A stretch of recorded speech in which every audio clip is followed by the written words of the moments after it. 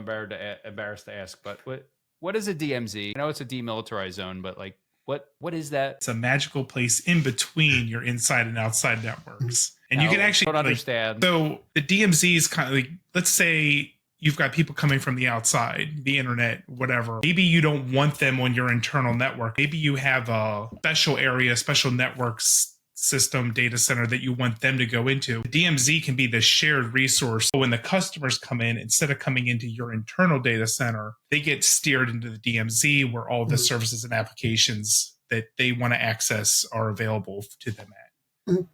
So our most trusted environment is generally where our most sensitive data is sitting, our clients or servers, whatever. But we may have data that comes from that internal network that we want to share with another set of systems on our network that customers need to be able to access. So you update databases from your higher interface to your lower, to the DMZ. And then when customers come to access their data, or when people come in to use your tools or in your environment, the DMZ is where they go. So it's kind of that playground for them to do things where they're not doing anything to your internal network. Yeah. I host a Minecraft server for my brother and some of his friends.